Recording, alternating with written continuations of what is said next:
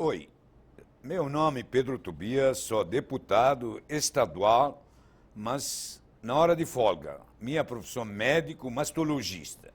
E esse mês, outubro rosa, acho que está mexendo no Brasil tudo, Assembleia Legislativa, como TV Assembleia, agradece a todos funcionários que ajudam esse programa, porque, João, essa TV educativa.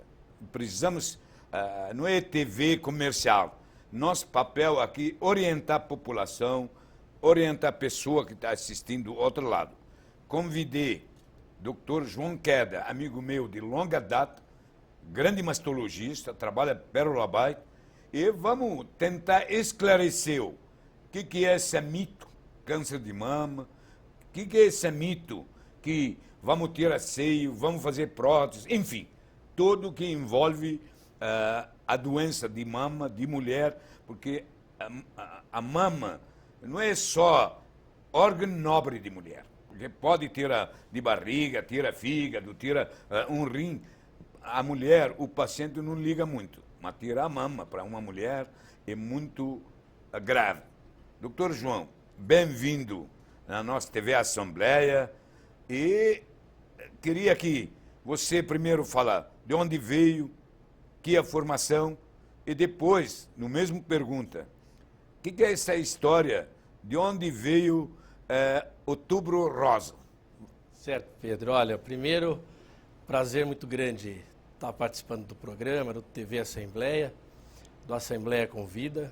Agradecer de coração esse convite, porque quem ganha é a população. Não posso deixar de começar essa entrevista de falar um pouco de você antes de falar de mim, da nossa amizade de longa data. Como você falou, deputado atuante e também um médico atuante. Um médico que desenvolve um trabalho importante na região de Bauru, inclusive na mastologia. Eu tenho minha formação em ginecologia, em mastologia, onde eu sou atuante no Pérola Byton há 20 anos, ocupo uma diretoria também, mas continuo trabalhando dentro da mastologia no Pérola Byton. Isso é importante porque um hospital público dessa envergadura, que é um centro de referência, ele nos permite ter a verdadeira e a real ideia do que acontece dentro da sociedade, principalmente com a população que mais precisa, com a população mais carente. Porque ali vem paciente do estado inteiro e pacientes do Brasil inteiro. Então, nossa realidade é atender essa população carente. Eu acho que um ponto importante, não sei se você concorda comigo, é a gente partir essa nossa discussão, esse nosso bate-papo, dizendo que o câncer de mama, tão temido, tão indesejado, ele tem cura. É uma doença que tem cura como qualquer outra doença.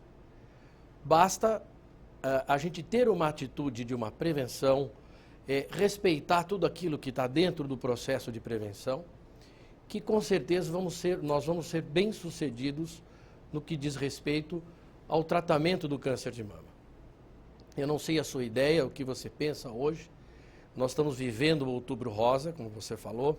O Outubro Rosa teve a sua origem em 1990, naquela fundação Susan Komen, que começou pela uma corrida contra o câncer de mama, onde foi colocado o laço cor-de-rosa, para evidenciar e chamar a atenção desta luta contra o câncer de mama. E então os outros países foram adotando, iluminando monumentos de cor-de-rosa, para chamar a atenção do problema do câncer de mama, porque nós não podemos ir contra as estatísticas que estão aí. Quando nós falamos que tem hoje por volta de 1,5 milhão de casos novos de câncer de mama no mundo, é uma realidade drástica, é uma realidade de um número que chama atenção. E no Brasil, quantos? No Brasil, nós temos, segundo o INCA, Conselho Federal de Medicina, em torno de 57 mil novos casos por ano e uma mortalidade em torno de um pouco mais de 15 mil mortes por ano por câncer de mama. E ainda é o câncer na mulher que mais, infelizmente, o câncer que mais mata no Brasil.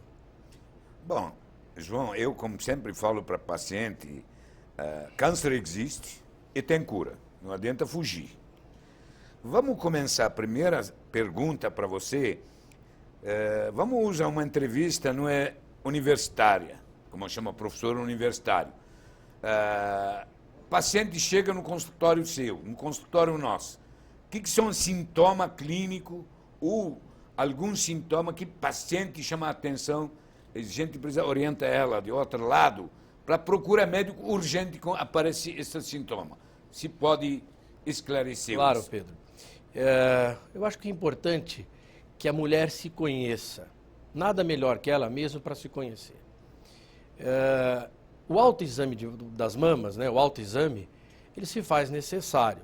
Não digo que seja o ideal, mas se faz necessário que a mulher se conheça, se toque, sinta as possíveis alterações que podem ocorrer nas suas mamas. Eu acho que dentro das alterações que chamam mais atenção, fazendo esta palpação das mamas, de preferência quando finda o período menstrual para aquelas mulheres que menstruam, ou para as mulheres que não menstruam, pelo menos escolher uma data no mês para fazer o seu autoexame, olhando de frente para o espelho, porque isso facilita muito, com um braço levantado e com a mão contralateral fazendo uma pressão na mama, para ver se ali encontra alguma alteração no sentido de nódulo, alguma região mais endurecida, que isto é um sinal de alerta. Outro sinal que pode ocorrer, a hora que a mulher se olha no espelho, alguma possível retração, uma alteração na pele, porque quando ela levanta o braço, a pele se estica e a mama, naquela região que pode estar alterada, ela pode aparecer uma pequena retração. Isso também é um sinal de alerta para procurar o médico. Outro sinal importante é a saída de líquido pela mama de forma espontânea. A mulher está no seu dia a dia e nota que ali começou a sair um líquido pela mama que não era o normal que estava ocorrendo alterar Um lado só, não é? um lado só, que chama atenção também, uma alteração na coloração da pele. É outro sinal importante.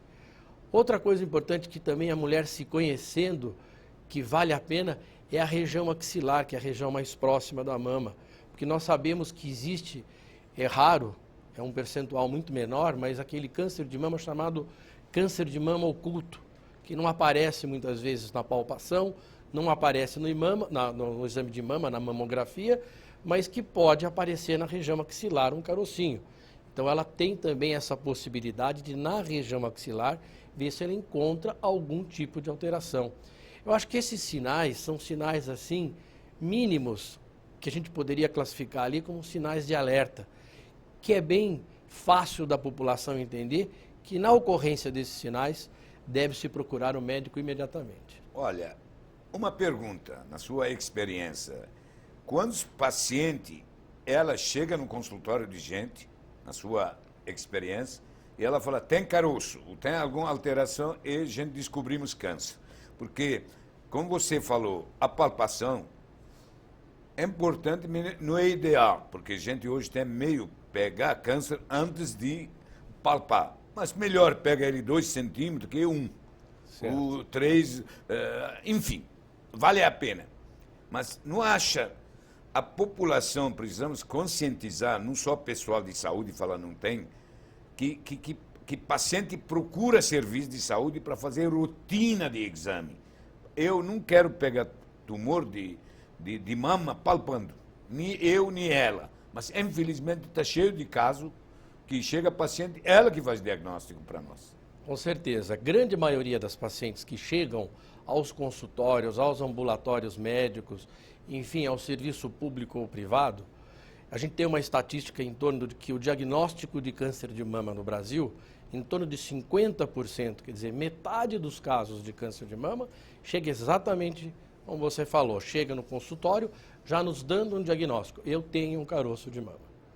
Vale lembrar que para as lesões não palpáveis, aquelas lesões que não aparecem como caroço, são lesões ainda que estão numa forma que não se evidenciam na parte anatômica, essas lesões demoram de 7 a 8 anos para se consolidar como um caroço.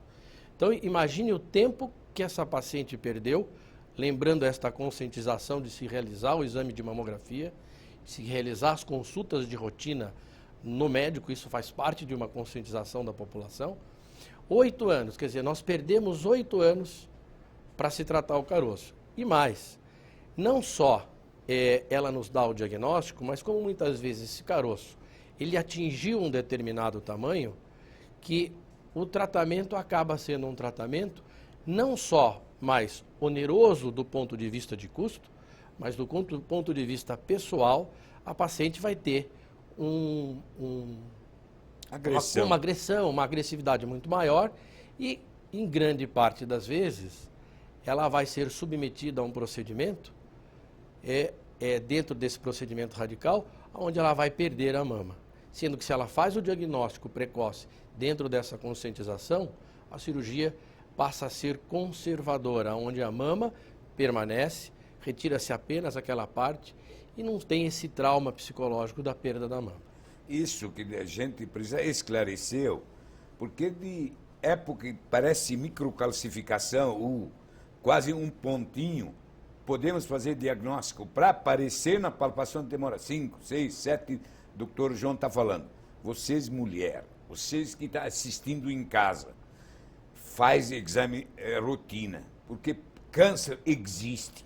Cada 100 mil mulheres no Brasil, a média é 53, 54, que tem câncer de mama. Se por isso a gente vai voltar falando sobre idade, fazer exame ou não.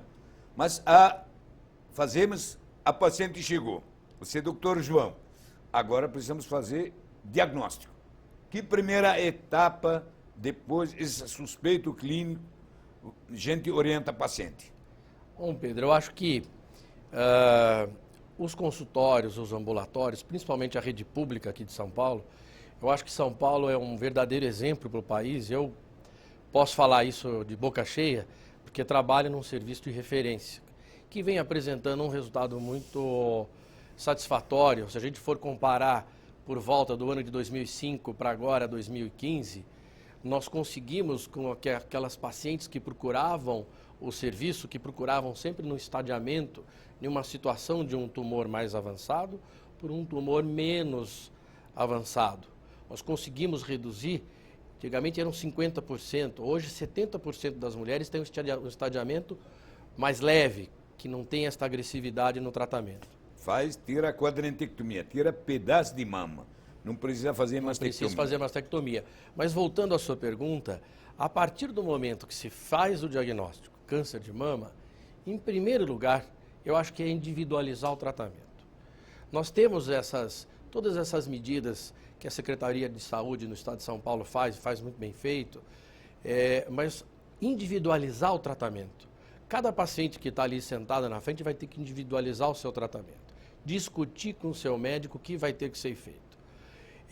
Existe também uma outra situação desta paciente que tem um tumor palpável, que tem uma lesão palpável um pouco maior, que demorou para fazer o diagnóstico, que muitas vezes ela não vai ser submetida à cirurgia de imediato.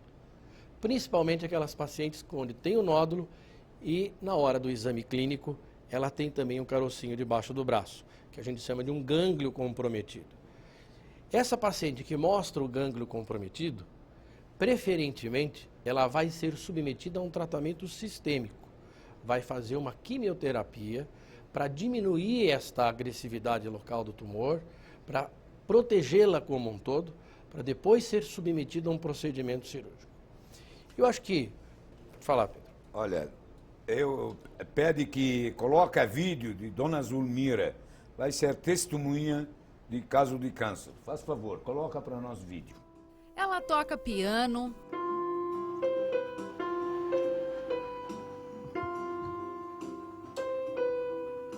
faz artesanato, adora cozinhar. Eu já fui artista, eu fiz o primeiro filme do Mazzaropi, eu saí da frente.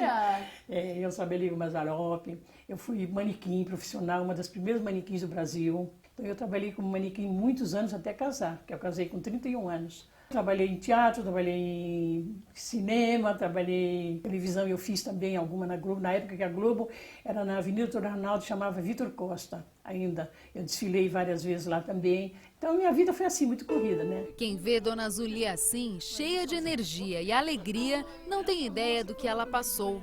Há 15 anos enfrentou um câncer de mama.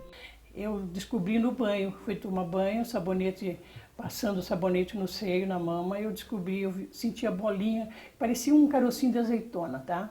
Com medo e sem querer preocupar os filhos, preferiu não contar para a família, só para uma amiga. E essa amiga então telefonou para minha filha e contou para ela a história.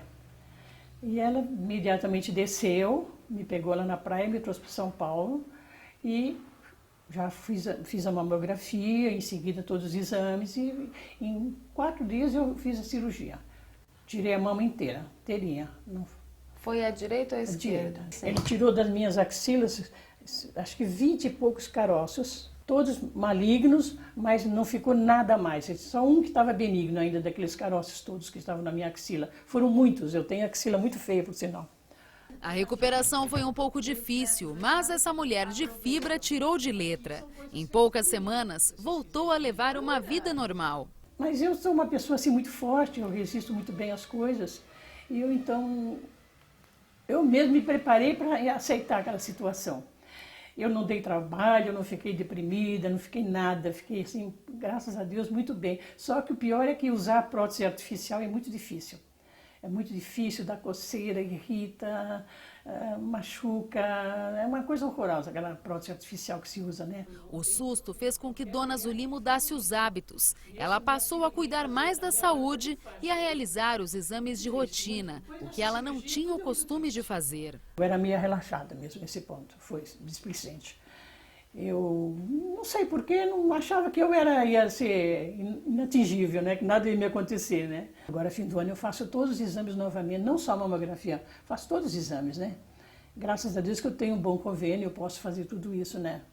Agora, aos 84 anos e cheia de vida, o câncer é apenas uma história de superação. Curada, ela dá um conselho a todas as mulheres. Todo ano, não tem dúvida, qualquer mulher tem que fazer isso.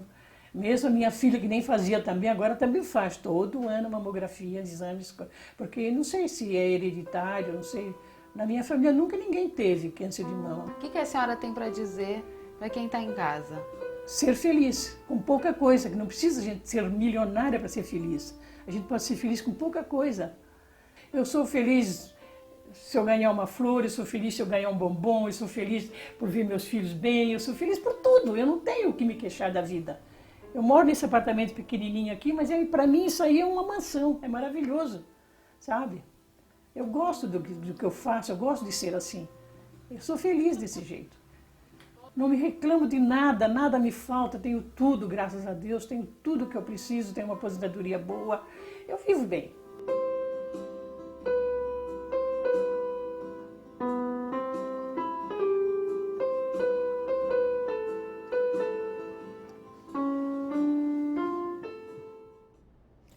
Parabéns, dona Zulmira, porque você é modelo. Precisa estimular essa população feminina para procurar fazer exame, para fazer diagnóstico mais precoce. João, voltamos ao nosso assunto. Tem suspeita clínica, que isso é um exame essencial para confirmar diagnóstico e para chegar terceira pergunta para tratamento, que isso é um exame para confirmar diagnóstico de câncer e gravidade, estadiar, enfim. Bom, Pedro, Dona Zulmira realmente está de parabéns, né? Lutadora, vencedora, que eu acho que esse é outro recado que tem que dar para a população, que o tratamento às vezes pode ser um pouco difícil, mas tem cura e a vida segue. A partir do momento que se faz a suspeita clínica, nós temos que ter a confirmação do diagnóstico. Não existe outra possibilidade de se confirmar o diagnóstico a não ser fazendo a retirada de um pequeno fragmento daquela região que tem a lesão. Mas mamografia, fazemos antes, Certo. pouco para Esses exames, ver estado. Partindo do princípio que a paciente não realizou nenhum exame, a mamografia se faz necessária para registrar inclusive a mama contralateral, para ver se a mama contralateral não tem nenhum tipo de lesão. E existe uma rotina de exame, alguns marcadores tumorais, exames de sangue, exames de imagem, para fazer o que a gente chama do estadiamento, de saber como que a paciente está no todo, saber se aquele problema que está na mama se avançou para outro lugar no corpo. Então, o raio-x de tórax, às vezes faz necessário fazer uma tomografia, enfim, são os exames chamados exames de estadiamento. E este exame especial, que é o exame da punção, que é chamado da biópsia dirigida na região, é fundamental, porque através desse fragmento, através dessa região que é retirada do tumor, vai se fazer a confirmação no anátomo patológico, no exame que vai estudar ali o tecido, a célula, e ali vai trazer para a gente a radiografia, vai trazer para a gente em detalhes que tipo de tumor é aquele e que tipo de tratamento nós vamos poder fazer em função daquele tumor que a paciente apresenta. Mas você não acha também, a consulta é fácil, e encaminhar para exame começa complexo. Para agendar é complicado, serviço público, por dois motivos. Por falta de orientação de encaminhamento para serviço de exame, e de outro lado, tem algum lugar, falta profissional adequado para fazer diagnóstico, porque essa punção, se punção com ultrassonografia, tudo bem, mas tumor palpável, devia todos mastologistas, até ginecologista, faziam no ambulatório na hora, porque esse aqui demora muito, deixa a paciente muito complexa. E não é falta de treinamento de médico, porque não pode também deixar na mão de alguém que não tem experiência. Concordo, Pedro. Eu acho que enquanto menor for o tempo que a gente conseguir prosseguir para definir o diagnóstico, iniciar o tratamento, é melhor, né? Para isso, o que eu tenho observado na rede pública em São Paulo, e que tem, eu acho que os esforços todos da Secretaria da Saúde, o esforço, inclusive, do Pérola Barton, em capacitar esses profissionais. Eu acho que, acima de tudo, o profissional ginecologista, mesmo que ele não tenha a formação específica em mastologia, é muito simples capacitar esse profissional. É fácil de capacitar. Basta, vamos dizer assim, ele querer, porque a sociedade precisa. Quanto à questão dos exames, lógico que a gente entende que determinados municípios menores têm uma dificuldade quanto à questão dos exames, mas eu posso dizer que dentro daquilo, até eu trouxe alguns dados assim muito concretos em relação ao último mutirão que o Estado de São Paulo fez com a questão da mamografia, que agora nesse mês de outubro foram realizadas 138 mil mamografias. E mesmo esses exames complementares, os exames complementares que são necessários dentro dessa programação do tratamento, eu acho que dentro do Estado de São Paulo a gente está bem servido. Você acha, não é falta pouco querer, como você falou? Hoje, por exemplo, você conhece minha cidade, Bauru, 450 mil habitantes. Qualquer nódulo de mama, vai com mastologista, mas não tem mastologista suficiente. Eu acho que o ginecologista, se ele quer, dá para, mínimo, encaminhar tratamento, caso suspeito, encaminha. Não está faltando isso? Sim, essa conscientização, no sentido de o Estado hoje oferece essa capacitação. O próprio Pérola Barton recebe médicos do Brasil inteiro. Eu acho que a vontade do médico, essa vontade de ter essa formação é importante. Lá está reclamando, se é intervalo agora, vamos parar aqui e voltar daqui alguns segundos. Obrigado.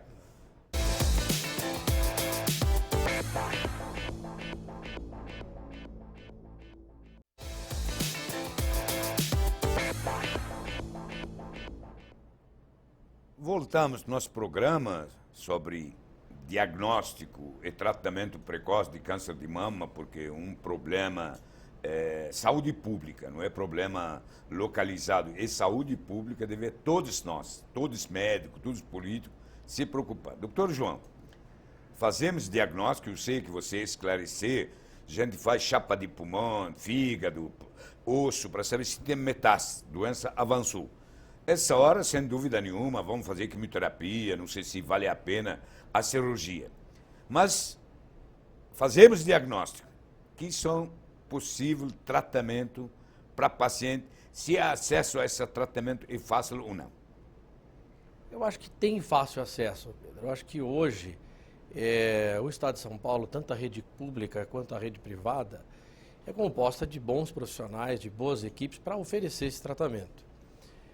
E eu acho que aí o tratamento, sendo conservador ou sendo radical, e aí eu quero enfatizar... Explica para o povo o que é conservador e esse tratamento conservador... Para nós fácil, mas para eles não é tanto. O tratamento conservador, onde a gente consegue retirar aquela região da mama comprometida, aquela região do tumor, e preservar o resto da mama, que tem um efeito estético muito positivo, que praticamente não deforma, deixa a mama com a situação praticamente como se ela não tivesse mexido na mama, é o tratamento conservador. Este é o ideal. Inclusive, dentro do tratamento conservador, é feito também, a dona Zumira, que apareceu agora há pouco, falou, tinham 20 e poucos gânglios comprometidos do meu braço. A grande vantagem do diagnóstico precoce é essa diminuição da morbidade, do que a gente vai fazer na paciente, de lesar a paciente, de fazer um procedimento... Vamos falar, número de gânglio aumenta a gravidade. E tamanho de tumor também. E se o tumor é pequeno, o diagnóstico é precoce, você faz um exame no intraoperatório, onde você faz o exame no linfonodo, ou seja, naquele gânglio chamado sentinela, para saber se ele está ou não está comprometido. A partir do momento que ele não está comprometido, preserva-se toda esta cadeia, todo esse número de gânglios que não precisa ser mexida. Isso na cirurgia, quando a gente consegue fazer um diagnóstico precoce. Já naquela paciente que fez um diagnóstico mais tardio e que tem um tumor maior de mama, a maior parte das vezes ela vai ter um comprometimento em toda esta cadeia ganglionar. Aí se faz necessário a retirada da mama e a retirada dos gânglios que estão debaixo do braço. Vale a pena ressaltar uma coisa. Nos serviços públicos de referência, digo Perolabaito, é oferecido para o paciente a possibilidade de fazer a reconstrução mamária. Isso eu digo conversado com a paciente, porque a prioridade é tratar a doença. Olha, são poucos hospitais que oferecem reconstrução de mama. O Perolabaito oferece esse tipo de tratamento. Então, discutir com a paciente, mas priorizar o tratamento. Primeiro, tratamento. Se não conseguir fazer de imediato, faça uma programação cirúrgica com a equipe de cirurgia plástica. Digo que lá todos os dias tem uma equipe completa com cirurgião plástico, mastologista, para poder oferecer essa oportunidade para a paciente de fazer a reconstrução imediata quando possível. Olha, também para esclarecer pouco, João, com tumor, fase inicial, a gente tira quadrante e tira gânglio se precisa e faz radioterapia. É obrigado a fazer a radioterapia. Depois, tanto o gânglio tomado, o fator genético, alguma coisa, a gente faz a quimioterapia ou não. Se é por isso, paciente que descobre tumor muito cedo, a maioria delas não faz a quimioterapia. Essa que judia muito o paciente. Fazemos a radioterapia, pode ser hormonioterapia também, essa outra possibilidade. Ela vai ter um tratamento muito menos agressivo diante do diagnóstico precoce. Bom, outra pergunta também a gente vai fazer, é polêmica. Eu sempre discordei com a orientação do Ministério de Saúde, porque nosso Ministério de Saúde hoje, orientação, esse exame de rotina, de mapeamento, tudo, a partir de 50 anos. Eu sempre fiz a partir de 40, porque acredito a partir de 40, porque muitas pacientes têm tumor menos que 50, e hoje, não sei, essa precisamos falar pouco, essa história no Perolabaito, como você faz a mulher, orientação como serviço de referência, a mulher que não tem nada, mas que idade, a partir de que idade e cada quantos tempo devia fazer mamografia? De forma geral, são a partir dos 50 anos de idade. Mas o Pérola, o fato de foge um pouco à regra, o fato de ser um hospital de referência, acabam nos procurando aquelas pacientes que têm os chamados fatores de risco. A própria paciente que está sendo tratada... Eu não quero saber a população, essa é polêmica. Não é paciente de risco. Paciente de risco vai começar eu, antes de 40. Eu, pessoalmente, sou a favor de que seja realizado o exame de mamografia já a partir dos 35 anos de idade, não digo nem 40. A partir dos 35 anos de idade. Mas, em média, no Perolabaito se faz a partir dos 40 anos de idade mamografia. E acontece essa situação que eu estava dizendo aqui. A paciente que foi tratar o câncer de mama, muitas vezes ela é levada pela irmã, por uma prima, por uma parente próxima, que entra dentro dos fatores de risco. Aquela paciente que tem 1 ou 2 parentes de primeiro grau com câncer de mama, já é uma paciente de risco maior. Essa paciente deve iniciar a sua investigação mais cedo do que a população em geral. os fatores de risco são importantes de serem avaliados. Até eu Que acho são que um fator de risco? Explica para que a essa mulherada população que está assistindo. tem aquele fator de risco que não depende de uma atitude, de uma iniciativa da população, né? Que são essas situações de ter 2 ou mais parentes do primeiro grau, de ter pacientes de alguém da família, um parente com câncer de mama bilateral, ter um parente da família, por exemplo, que tem um câncer de mama no homem, também representa um fator de risco importante. Então são situações que chamam a atenção, porém não depende da população. Quais seriam os outros fatores de risco? Aquela mulher que teve uma menstruação muito precocemente, que ela começou a menstruar muito cedo e parou de menstruar muito tarde. Porque este período que ela ficou sob o efeito desses hormônios, de uma menstruação muito cedo, que a gente chama da menarca, a primeira menstruação mais cedo, e a menopausa, que seria a última menstruação, exposta a uma ação hormonal, porque a mama tem receptores de mama. Por isso a gente fala mulher que amamentou. Não é porque amamentou, porque não teve regra. Bem lembrado, Isso. seria um outro fator. Estamos falando de fator de risco, mas a amamentação é tido como um fator de proteção. Porque o período que ela fica amamentando, ela deixa de menstruar. E também tem aquele procedimento que acaba acontecendo com a mama, do amadurecimento da glândula, que também faz com que proteja o câncer de mama. A obesidade, a paciente que deixa de fazer atividade física e é mais obesa, que tem uma quantidade de tecido adiposo, por 2 motivos. Primeiro, porque pela falta do próprio exercício físico, da atividade física. E em uma idade posterior, a gente sabe que mesmo na parada da produção dos hormônios ovarianos, existe a produção dos hormônios via a parte da gordura que essa paciente tem e que vai continuar estimulando a mama no sentido de poder desenvolver um câncer de mama. Eu acho que aí são esses fatores de risco. Mulher que não tem filho também. A paciente também, porque eu me lembro muito bem, eu acho que a gente pode lembrar aqui do saudoso professor Pinotti, que foi quem iniciou esse processo do Pérola Byton, e o Estado de São Paulo cuida com muito carinho essa população que lá procura. Ele dizia que o câncer de mama é a doença da mulher moderna. É a mulher que mudou o hábito dela no sentido do hábito das nossas avós. Nossas avós casavam cedo, tinham um número de filhos muito grande. Eu tenho certeza que a sua mãe teve um grande número de filhos, que a sua avó também teve um grande número de filhos. E o que a gente vê hoje na sociedade, a mulher moderna, primeiro, ela quer se inserir no mercado de trabalho, quer ter uma garantia no mercado de trabalho, e com isso ela retarda todo um processo natural, fisiológico. Vai ter filho mais tarde, ou muitas vezes não tem filho, vai amamentar tarde ou não tem tempo de amamentar, tem dificuldade de fazer atividade física, porque fica muitas vezes dentro do escritório desenvolvendo uma atividade. Então aí vão se somando esses fatores de risco. Até existe um caso curioso que foi feito nos Estados Unidos, porque na população americana, que tem um número de câncer de mama muito grande, porque o câncer de mama justamente está bem estabelecido nos países desenvolvidos, que lá tem mais de 200 mil casos de câncer de mama por ano, que no pós-guerra, a população japonesa que imigrou para os Estados Unidos e que tinha uma incidência muito menor de câncer de mama lá no Japão, nos Estados Unidos é igual. Nos Estados Unidos começaram a fazer a fast food e começaram a ter hábitos americanos, e essa população ao longo do tempo começou a ter uma incidência igual da americana.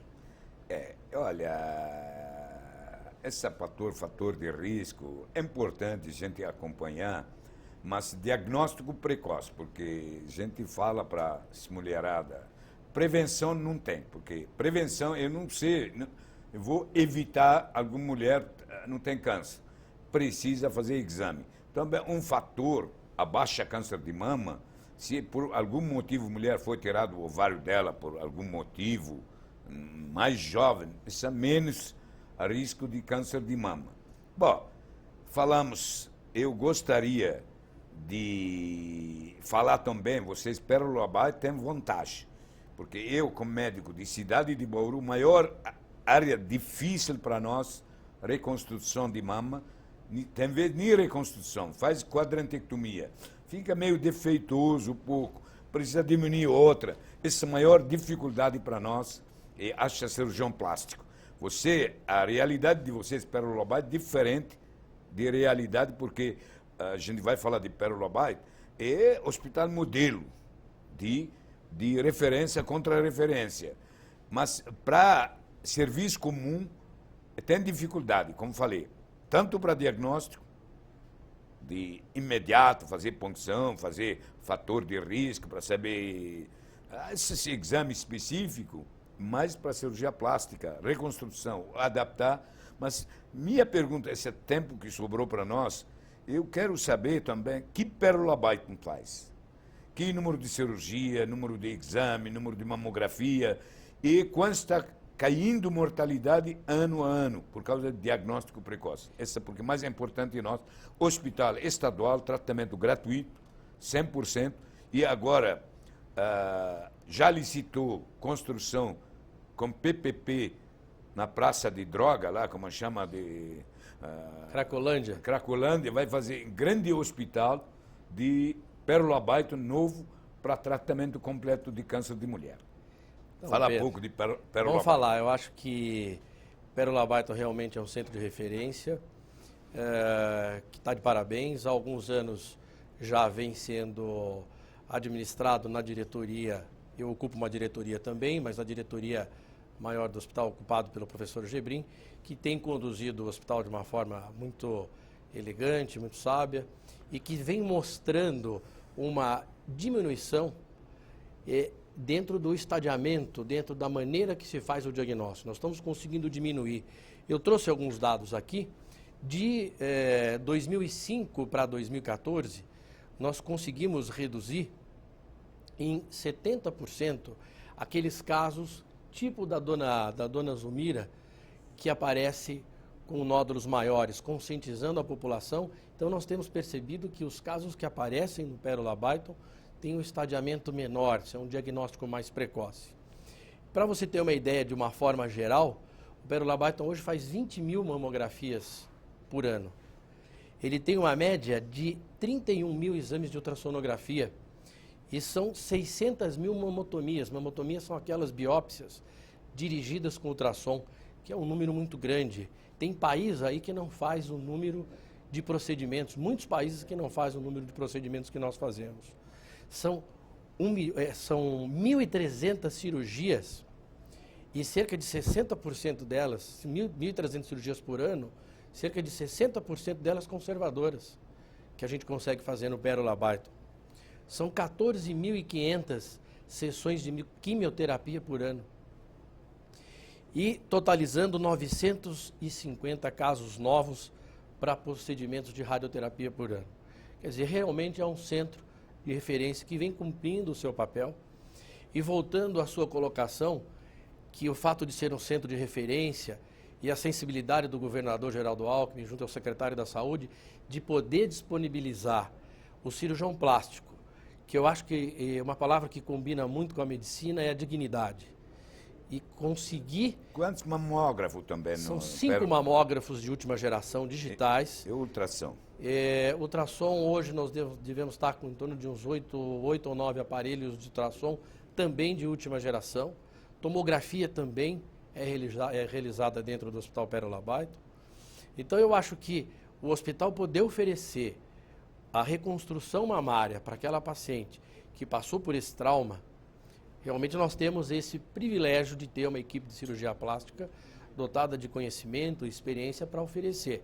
E que eu acho que esse é um modelo para ser levado para outros lados do Brasil, para outros cantos do estado de São Paulo, porque é um modelo que funciona. Me lembro ainda do nosso ex-secretário da Saúde, Dr. Barradas, que foi um excelente secretário de Saúde, que muito nos visitava, inclusive com a sua presença algumas vezes no hospital, para saber o que o hospital precisava. Dar aquela atenção especial, porque trata-se de um centro de referência. Essa pergunta minha, eu acho o centro de referência Pérola Lobato, obrigado nós todos, treinar pessoal de cidade menor, que não tem esse centro de referência igual você, abrir a porta para profissional, para treinar eles, para não demorar no diagnóstico. Porque é futuro, devia, não sei, abrir várias Pérola Byte outros estados, porque para não carrega São Paulo, como experiência de Centrinho de Bauru, tio Gastão começou a abrir, trazer gente de norte, nordeste, outro estado, treinando eles e abria centro na cidade deles, no estado deles. Diminuiu muita gente e agora está tratando fora, na região deles. Concordo, Pedro. Pérola Byte não tem função tipo educativo, treinamento para Tem, Pedro, médicos. tem. Nós temos um centro de estudos no Pérola Byte, onde o nosso coordenador da mastologia, o Dr. Shida, tem um trabalho direto com os residentes. Nós temos residentes formados lá todos os anos. Temos a residência de ginecologia, onde o ginecologista que passa pela residência médica de ginecologia no Pérola Byte já tem um contato muito íntimo com a mastologia. E não só o residente de mastologia, mas temos a residência de mastologia, aonde o profissional sai extremamente capacitado. Eu acho que ao longo desses anos de Pérola Byte, tem residentes que vieram de N cidades do Brasil. Eu acho que falta esse conceito que você falou.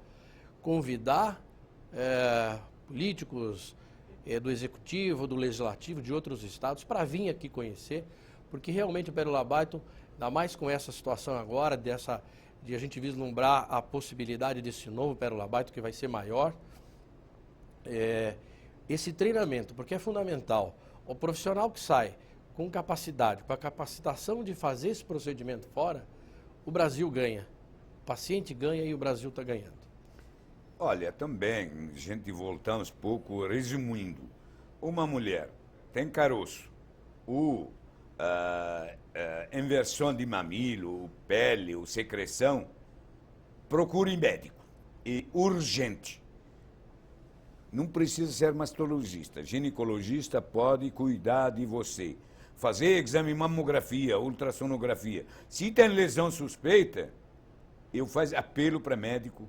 Ele que devia ligar para outro colega para atender.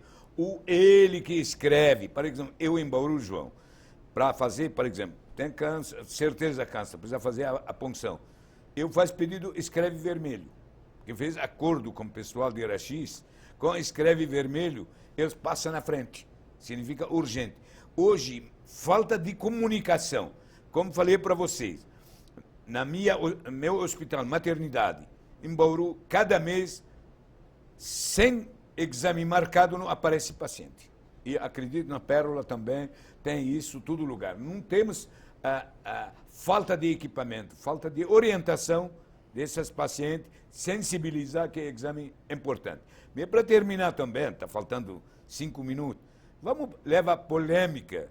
Esse tratamento hoje virou moda, porque a atriz americana famosa, fator genético que é positivo, vale a pena fazer exame de mapeamento genético para uma criança, se positivo, essa vai dar câncer, vale a pena pensar, tira a mama dela, coloca a prótese, ou vamos esperar futuro, quando tem algum tratamento genético, a gente começa a fazer diagnóstico. Opinião sua e Pérola Byte, que pensa nessa área? Essa situação que ocorreu com a atriz americana, com a Angelina Jolie, Isso. onde ela fez lá o mapeamento genético e constou que ela tinha esse mapeamento, dentro do mapeamento, essa positividade. Porque muitos pacientes estão chegando atrás de nós É um querem exame, fazer mapeamento primeiro, genético. que eu acho que deve a gente levar para a população, que é um exame extremamente caro e não está disponível para toda a população. Eu acho que é um exame que pode ser, sim, direcionado para aquela paciente chamada de alto risco, que eu não estava dizendo, com alguns parentes de primeiro grau que têm câncer de mama, paciente de primeiro grau que tem câncer de mama bilateral, quando eu tenho algum homem na família que tem câncer de mama, ou seja, dentro de alguns padrões que ela vai discutir com o seu médico, vai discutir com o mastologista ou o ginecologista, vai ser viável ou não. Porque o que acontece é que ela tem um risco durante a vida, ao longo da vida, quase que de 100% de desenvolver câncer de mama. Né? E eu acho que vale a pena lembrar e alertar a população que fazer o chamada mastectomia redutora de risco, que é tirar a glândula, preservar o mamilo, não está isentando a paciente 100%. Não, 100% não 100% não existe. E sempre sobra algum tecido mamário. Sem contar que o risco desta paciente também ter uma complicação de fazer o procedimento de cirurgia plástica, alguma complicação de uma necrose no tecido que está se removendo a mama inteira e deixando só a pele com o mamilo. Então vale a pena alertar a população que isso são casos pinçados, são casos extremos, que a paciente deve discutir com o seu médico. E que se realmente ela tem um risco muito aumentado, se ela fez esse mapeamento genético, discuta com o seu médico, se a conclusão mútua, médico-paciente, levá-la a fazer o procedimento, eu não sou contra, sou a favor. Né? Ô, João, falta para nós quase menos que 3 minutos. Meu recado para paciente, para médico, para todos, câncer de mama existe. E existe tratamento, existe cura. Não adianta fugir, porque muitas pacientes têm medo, não procura, tem medo de pegar essa notícia, tem câncer. Melhor pega essa notícia. Bem cedo, podemos curar você sem ter receio, que deixar passar até chega no pulmão, chega no fígado, chega no osso, pega tudo mama. Isso é muito grave. Agora falta 2 minutos, João. Eu vou deixar para você dar recado para a população sobre câncer de mama e que deve ser feito para a maioria da população ter acesso. Pedro, eu vou tentar ser o mais objetivo possível aqui com a população que está nos assistindo e primeiro te agradecer novamente essa oportunidade de estar falando um pouco do meu trabalho, do que o Estado de São Paulo faz e principalmente esse recado para a população. Câncer de mama tem cura, desde que você faça um diagnóstico precoce. A conscientização de fazer a consulta médica, de passar no seu ginecologista, de fazer mamografia é fundamental para isso. Não tem outro caminho. Esse é o caminho que nos leva a fazer o diagnóstico precoce. E uma situação importante que você me acabou de dizer, sentiu alguma coisa diferente? Sentiu uma secreção na mama, um carocinho? Que as pesquisas todas que foram feitas na mulher que vê que tem alguma alteração, é um sentimento de negação. Não negue aquilo que está acontecendo. Vá ao médico. Qualquer alteração dessa que nós citamos durante o programa, procura o ginecologista. Olha, obrigado, João, acabou nosso tempo. Agradeço a equipe de televisão aqui, agradeço o ouvinte, essa TV educativa. Vamos ajudar essas mulheradas, ajuda a pessoa que está pedindo ajuda, para encaminhar ela onde que precisa. Grande abraço, até o próximo programa. Obrigado.